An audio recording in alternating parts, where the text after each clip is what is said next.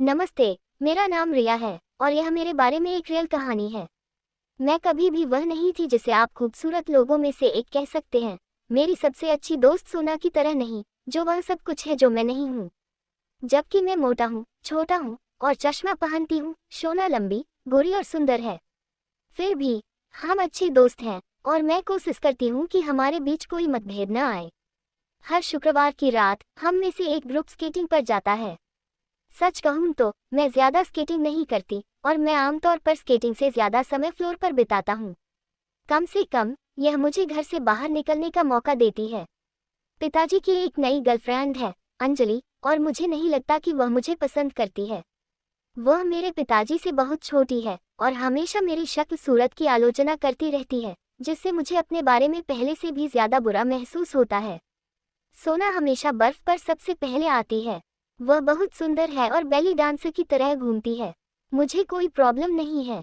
मुझे लोगों को देखना अच्छा लगता है। मैं सैम रीव्स को बर्फ पर देख सकती हूँ।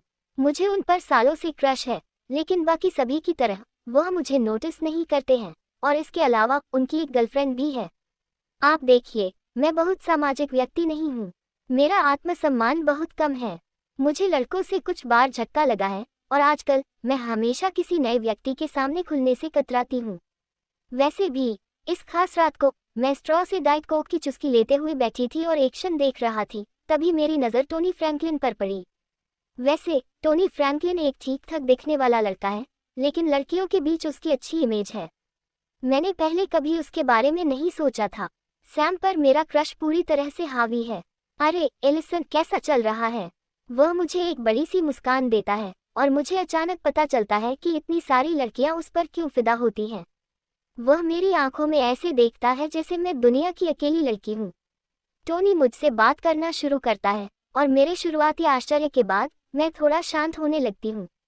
उसका आकर्षण निश्चित रूप से मुझ पर हावी हो रहा है।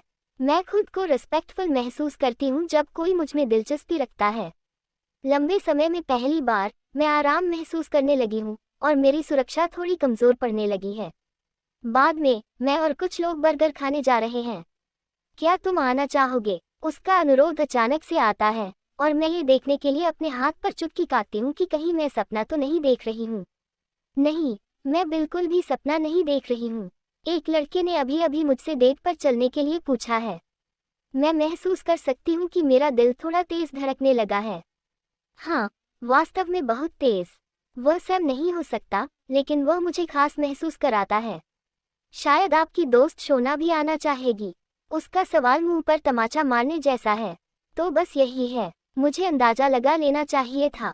टोनी को मुझमें बिल्कुल भी दिलचस्पी नहीं है। वह शोना के पीछे पड़ा है। यह मूर्खतापूर्ण है, लेकिन अचानक मुझे विश्वासघात महसूस होता है। बहुत गुस्सा आ रहा है।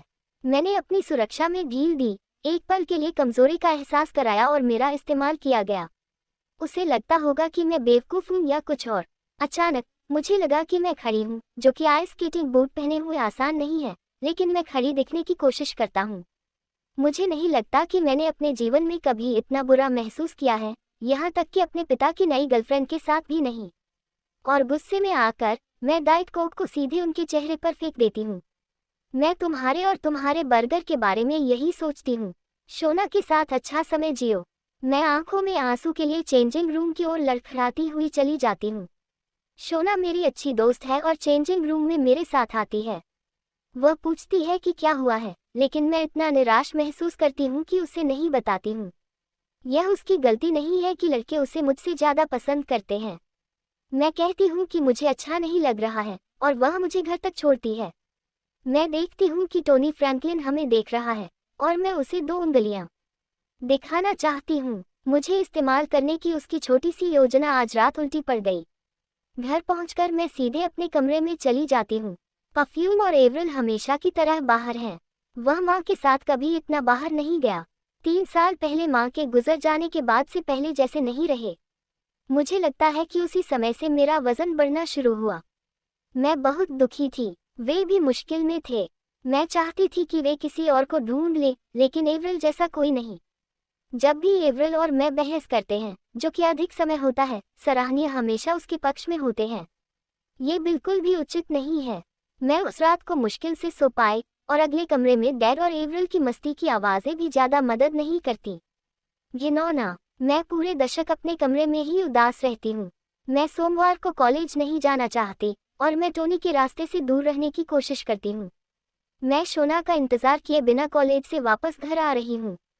मैं किसी से बात नहीं करना चाहती, बस सुरक्षित रहना चाहती हूँ और फिर से अकेला रहना चाहती हूँ। जैसे ही मैं घर में घुसती हूँ, मैं बता सकती हूँ कि सब कुछ बदल गया है। लिविंग रूम हमेशा की तुलना में ज़्यादा साफ सुथरा लग रहा है। मुझे ये नोटिस करने में कुछ समय लगा। माँ की सभी तस्वीरें हटा दी गई हैं। उसने अपनी सारी तस्वीरें और गहने इकट्ठा कर लिए थे। सब गायब हो गए, मानो वह कभी थी ही नहीं। एवरल सोफे पर बैठकर पत्रिका पढ़ रही है और मेरी तरफ विजयी भाव से देख रही है। तुम जल्दी घर आ गई, एलिसन। मुझे लगता है कि गुस्सा बढ़ने लगा है। माँ की तस्वीरें कहाँ हैं? वह पत्रिका को बहुत सावधानी से सोफे पर रखती है और अपने हाथों को मोड़ लेती है। तुम्हारे पिता और मैंने सोचा कि अगर हम अतीत की सारी चीजें हटा दें तो बेहतर होगा। एक नई शुरुआत, तुम्हें पता है। मैं अविश्वास से उसकी ओर देखती हूँ। तुमने मेरी माँ की चीजें हटाने की हिम्मत कैसे की? मैंने उसे ये शब्द उगल दिए। एवरल आह भरती है और अपनी स्टील जैसी नीली आंखों से मेरी ओर देखती है। तुम्हारे पापा और मैंने सोचा कि यह सबसे अच्छा होगा। पापा कभी इस पर सहमत नहीं होंगे। मैं अविश्वास में अपना सिर हिलाती हूँ। उस समय पिताजी रसोई से बाहर आते हैं और तुरंत एवरल के साथ खड़े हो जाते हैं, अपनी बाहों को उसके चारों ओर सुरक्षापूर्वक रखते हैं। क्या हो रहा है? वह पूछते हैं जैसे कि वह नहीं जानते।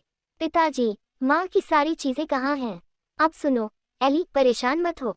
हमने सोचा कि यह सबसे अच्छा है। आपका साहस कैसे हुआ, पापा? आप माँ को इस तरह कैसे भूल गए? ये सब उसकी करतूत है। माँ की चीजें कहाँ हैं? मैं एवरल की ओर इशारा करती हूँ। मेरी बहनें गुस्से से कांप रही हैं। वे रसोई में हैं। बात शुरू करते हैं। देखो एली, मुझे तुझसे कुछ बताना है। एवरल और मैं शादी करने जा रहे हैं। मैं और कुछ नहीं सुनना चाहती, और मैं रसोई में भागती हूँ और माँ के सामान के पिघलता हुआ देखती हूँ। ओह माँ!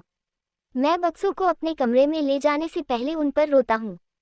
मैं अपने पिता और एवरल के साथ एक ही घर में रहने के विचार को नहीं देख सकती, और जैसे ही मैं अपनी माँ की तस्वीरों को अपने बिस्तर के नीचे सुरक्षित रखती हूँ, मैं वापस बाहर भागती हूँ। मेरे पास जाने के लिए कुछ नहीं है, लेकिन मैं चलना शुरू कर देती हूँ। अरे, सड़क के आधे रास्ते पर एक आवाज़ मुझे पुकारती है। मैं इधर उधर नहीं देखती। मैं उस आवाज़ को पहचानती हूँ। ये टोनी है। मैं तेजी से चलती हूँ, लेकिन जल्द ही मुझे पीछे से मेरे पीछे भागते हुए लोगों के घूमने की आवाज़ सुनाई देती है। अरे, एक मिनट रुको। क्या बात है? मैं किसी से बात नहीं करना चाहती, खासकर फ्रैंकलिन से, लेकिन किसी तरह वह मेरे साथ चलता रहता है। और हम पार्क की ओर चल पड़े। मैं चाहती हूँ कि वह मुझे अकेला छोड़ दे, लेकिन मैं बात करने के लिए बहुत परेशान हूँ। मैं झील के किनारे एक बेंच पर बैठती हूँ, और टोनी मेरे बगल में बैठ जाता है। तुम यहाँ क्या कर रही हो, टोनी? उसने कंधे उचकाए। तुम परेशान लग रही थे। मुझे तुम्हारी चिंता थी। मैंने उसकी आंखों में देखा। वह वाकई चिंतित लग रही थी, लेकिन मुझे सिर्फ गुस्सा और नफरत ही महसूस हो रही थी। ये वही आदमी है जिसने मुझे अपराधी बनाया। उसका चेहरा मेरे करीब है, और मैं आगे बढ़कर उसे चोटें मारना चाहती हूँ, लेकिन फिर मेरे दिमाग में एक और विचार आता है। मैं अपना चेहरा उसके चेहरे के पास ले जाती हूँ और उसे चूम लेती हूँ। अगर वह मेरा इस्तेमाल कर सकती है, तो मैं भी उसका इस्तेमाल कर सकता हूँ। मैं उसके आश्चर्य को महसूस कर सकता हूँ, लेकिन फिर मुझे लगता है कि उसने मुझे अपनी जड़ों में जकड़ लिया है, और उसके होंठ मेरी कठिनाइयों को गले लगा रहे हैं।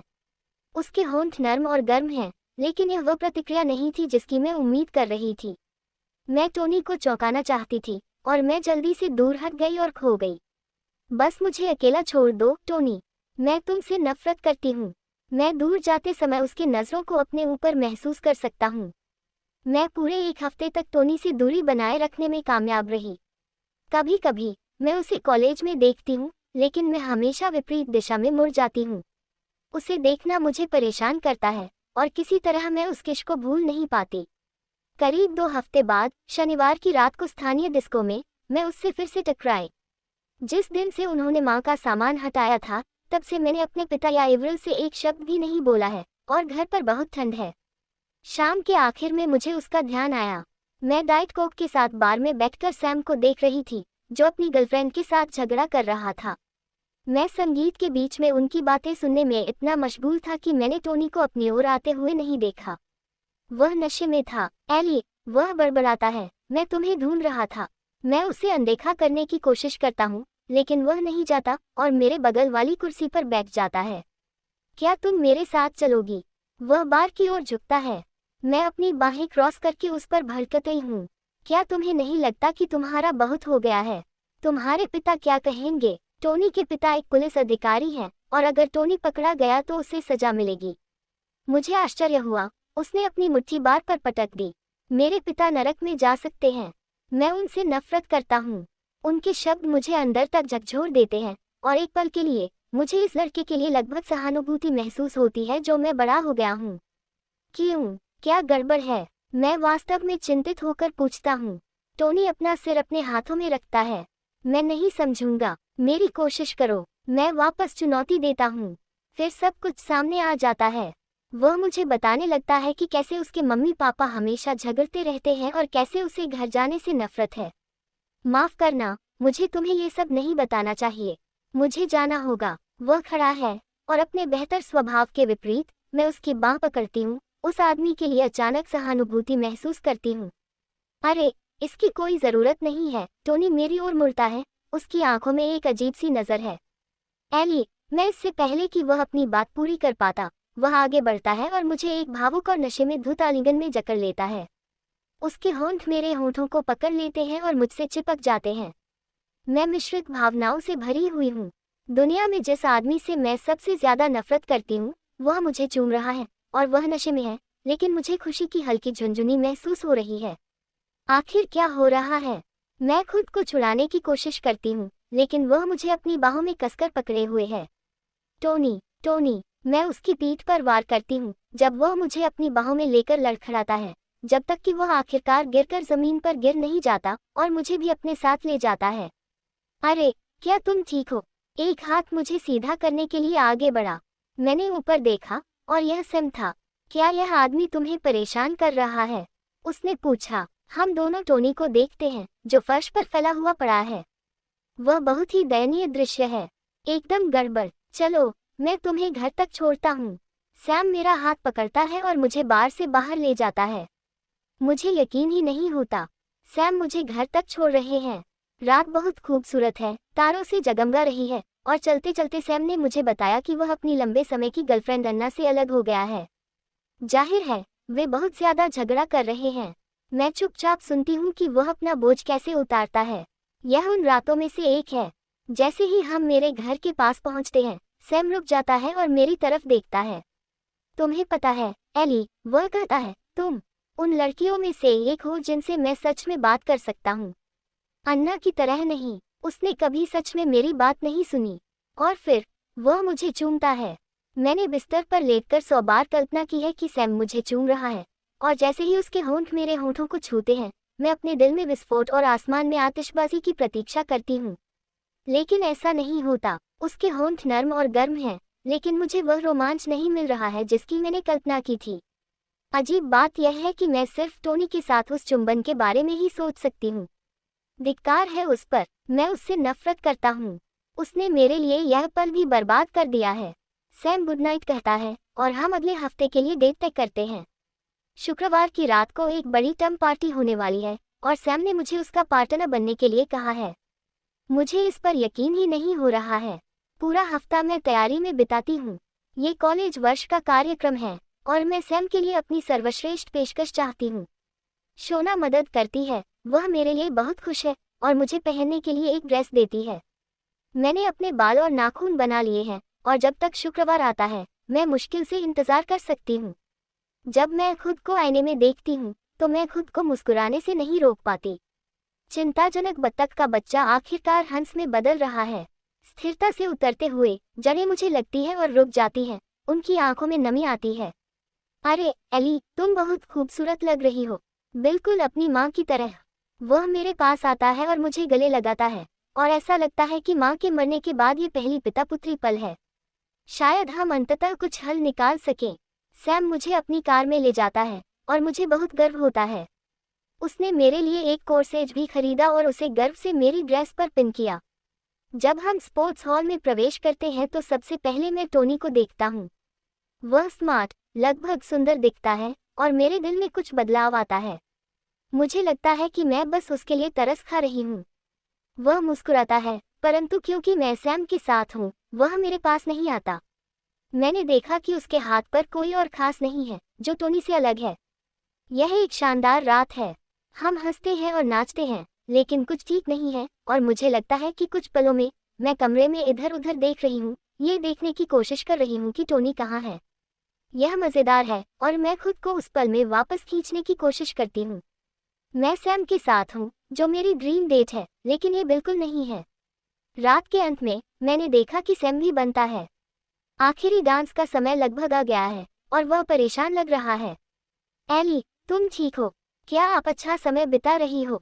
उसने मुझसे पूछा। मैं मुस्कुराई। बेशक सैम, मैं बहुत अच्छा समय जी रहा हूँ। आप टोनी पर क्यों ध्यान रखते हो? वह कहते हैं। मैं अपना सिर हिलाती हूँ, इनकार करने लगती हूँ, लेकिन क्या फ़ायदा? सैम ने बिल्कुल सही कहा है। सारी रात सिर्फ एक ही व्यक्ति मेरे दिमाग में रहा, टोनी फ्रैंकलिन। मुझे माफ़ करना सैम, तुम बहुत दयालु रहे हो। वह बस मुस्कुराता है। मुझे एक बात याद आती है। मुझे एहसास हो गया है कि मैं अभी भी अन्ना से प्यार करता हूँ और मुझे जाकर उसे भूलना चाहिए। तुम क्या बुरा मानोगे? जब सम चला जाता है तो मैं अपना सिर हिलाती हूँ, लगभग राहत महसूस करती हूँ। मैं फिर से अकेली हूँ, बिल्कुल पहले की तरह। मैं कमरे में इधर उधर देखता हूँ, लेकिन टोनी अभी भी कहीं नजर नहीं आता। वह शायद आधी से ज्यादा महिलाओं को चूम चुका है। मैं यहाँ आखिरी डांस के लिए नहीं आना चाहती और मैं क्लॉकरूम की ओर जाती हूँ, तभी एक हाथ मेरी बांह पकड़ लेता है। अरे, तुम कहाँ जा रहे हो? मैं टोनी को देखने के लिए पीछे मुड़ता हूँ। मैं अभी अभी सैम से टकराई थी। बिना एक और शब्द कहे वह मुझे डांस फ्लोर पर ले जाता है और धीरे धीरे प्यार भरा गाना शुरू हो जाता है। मेरा दिल तेजी से धड़क रहा है और मेरा पूरा शरीर झंझना रहा है। जब प्यार आखिरकार आता है तो ऐसा ही महसूस होता है। टोनी आगे बढ़ता है और मुझे छूता है। एक धीमा, लंबा किस। और इस बार मुझे पता है कि यह सच है। मेरी कहानी के बारे में आप क्या सोचते हैं? क्या प्यार आपके पास में आया है? नीचे अपने कमेंट साझा करने के Lai Svatantra Mahasusa Karam, Ora Hamare Kanala Ko Sabsakreba Karana Nabulam.